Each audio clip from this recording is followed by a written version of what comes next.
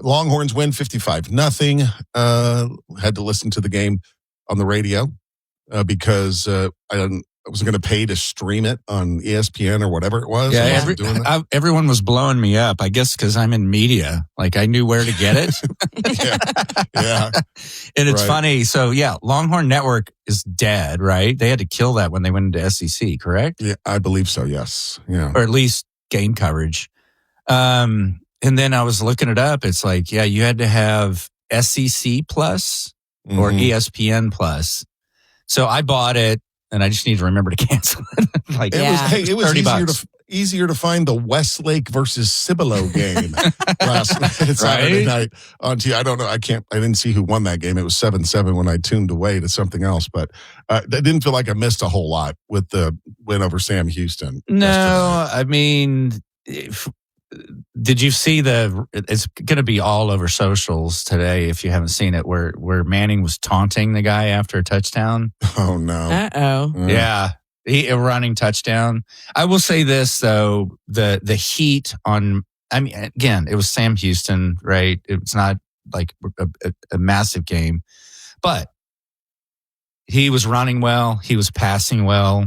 Because the timing's just been off with him. I'm no football expert, and even my dumb brain can figure out that he was off for those first few games. Bad timing, throwing it behind. His throws were great.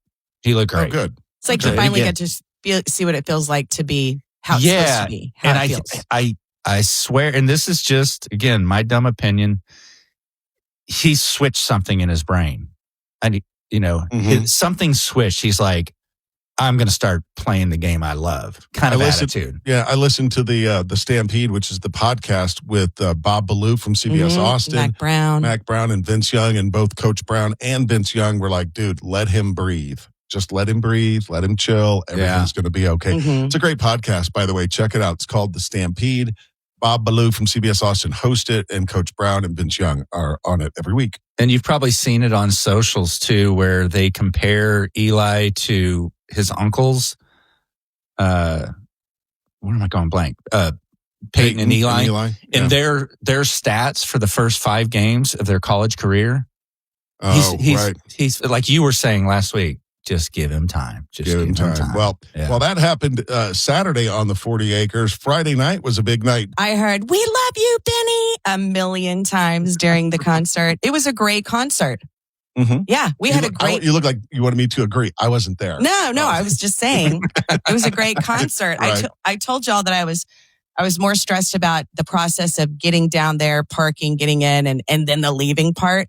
I don't know what happened. The parking gods were smiling on us. I think that I found a super secret parking garage on campus that nobody knows about except me, because there was hardly anybody there. The Brazos parking garage. I'm going to tell y'all because we're not down there very often, but it was easy in and out. It was probably about 15,000 people there. Is that parking that kind of down near Schultz's? No, it's literally between the Moody Center and what is the practice field? Clavin Field. Not the practice field, but where the intramural fields where the kids go. Okay. You walk out of the parking garage. Where the kids go. Not the team is what I meant. Walk out of the parking garage and literally you can see the Moody Center and you just walk straight to it. Oh, nice. Yeah, and no issues getting out or anything. But I will tell you this. In the past, I have said somebody needs to let Benson Boone know that doing backflips, pretty much everybody can do it, right? Not that big of a deal. Landry and I went into the concert deciding we were going to count how many flips he did. As the concert is starting, music's going crazy. It's kind of dark. There's a spotlight. He rises up from underneath the stage. And at this exact major beat, he stands up, does a backflip, and lands in the superhero pose. And I lost my crap.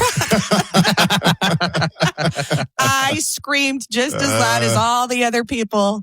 And he did 7 flips, and I lost my crap every time he did a flip. I don't know what happened.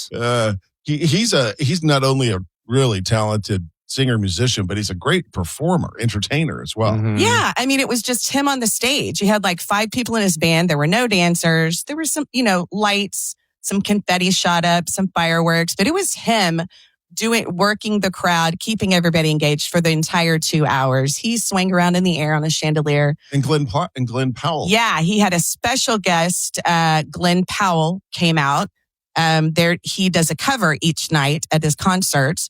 And Glenn Powell came out with a t-shirt shooter, a t-shirt launcher, and launched the t-shirt into the crowd. These young girls got it and, of course, freaked out, and then opened up the t-shirt, and he played Stay by Rihanna as his cover that night. Huh.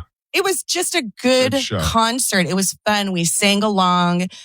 Little kids, 8, 9, 10-year-old girls there. We love you, Benny. I mean, 1,000 times. I got a text message from Tricia during the show that just said, babies love Benson Boone. Babies love Benson Boone. Oh, no. Baby in the line going in. If you don't know that story, it's for another time. But just small infants in places they shouldn't be. Yes. Right? Concert. So we got in and out. We paid a ridiculous amount of money for a sweatshirt and a poster. Yeah. My gosh. And then super crazy thing happened. I guess it's not super crazy. It was just shocking to see.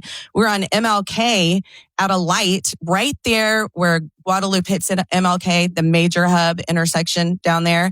And my lane, the light changed. We sat through 2 lights. The car in the front didn't go. And I was like, this is weird. So I got in the turn lane next to it. There was some college kid at the light, passed out in his car, head down on his chest, lights. No. I was like, Landry, and we had 2 other girls in the car. I go, see that right there? I go, that boy's going to go to jail tonight. Was there no part of you that thought, put the car in park and go and See shake if the guy? a medical emergency? Yeah. No? Well, no, because I had 3 teenage girls in the car with me. Yeah. And now I feel like a terrible person that I think about that, but I don't think I'd have gotten out in the middle of the intersection and left the girls in the car. 1031austin.com. This is the JB and Sandy Show on Austin's 80s station 103.1. Tricia's got the story we love in just a sec. What do you have for us? Did you guys know that the city of Austin was considering lifting the swimming ban on Lady Bird Lake? No. Had a whole meeting about it and everything.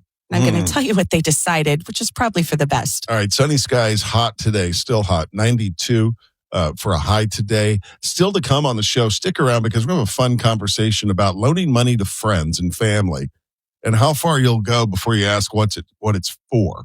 All right. Stay with us. We got that coming up. The stories we love. A new report came out from the city of Austin recommending that the ban on swimming in Lady Bird Lake, which has been there since 1964, should continue. The report said the ban is necessary to prevent injuries or deaths. And I read that line alone and I was like, how does anybody even get in the water? It's based on the fact that there are too many hazards in the water, including swift currents, pollution, debris in the water, harmful algae blooms, and the presence of pathogens, microorganisms, and invasive species like zebra mussels. I just am amazed every time I drive over the bridge and I see on the weekends the people paddleboarding and canoeing down there. Yeah. I feel like they need to be shown this report. So was the discussion to whether or not to open it up to just To swimming. Yeah, lifting the swimming ban. And then they went on to talk about how many millions and millions of dollars it would cost just to get some of the locations along the water, like the Deep Eddy Pool Shore or the Fiesta Gardens Lagoon, cleaned up enough and maintained, like $17 million for the lagoon. Oh. Yeah. And then $5 million a year to keep it. Again, with this kind of information, I don't know how anybody puts their body in that lake at all. Right. And didn't you tell us once that this all happened because 3 girls drowned many Two years? sisters drowned in like The 60s? 1964, I think. 64 is when the ban went into place. Yeah, because those girls drowned. But, it was built in 60 and, the city, that was the birth of Aquafest. They were trying to get people down to the lake. Yeah. and now they're Yeah. saying we can't do it. But all the street water and stuff runs into that. Yeah. Into Yeah. that. It's Think about Runs all off the, into all the oil and fuel that drips. And I mean, just, downtown's messy. It's messy and all that drains into the lake. There's plenty of other places to swim. Yeah. There's Yeah. lots of places that you can go in and around Austin, Texas, if you just have to swim. Stay out of Lady Bird Lake. Stay out of Lady Bird Lake. Our Yeah. daughter was going to go with her friends to go paddleboarding down there.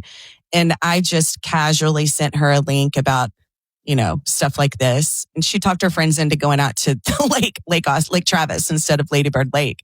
Also, 6 dogs have died because of the algae blooms. Oh, since 2019. Yeah. And then, it's even Lake Austin's not real pretty right now. All the hydrilla is out of control. Oh, yeah. And then, all the boat activity just kicks it up. It's just very mucky right now.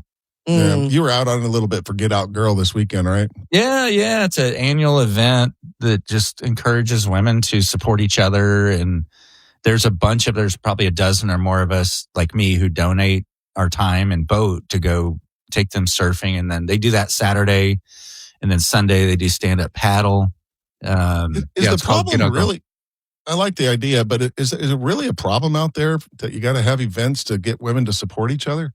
You know what I mean? Like, I never see these for guys. I think it's a thing, and I did spend 2 years working at a women's business organization, and it's a challenge. It's a thing. I don't know. It's probably better for Tricia to comment on that. I don't know. 1031austin.com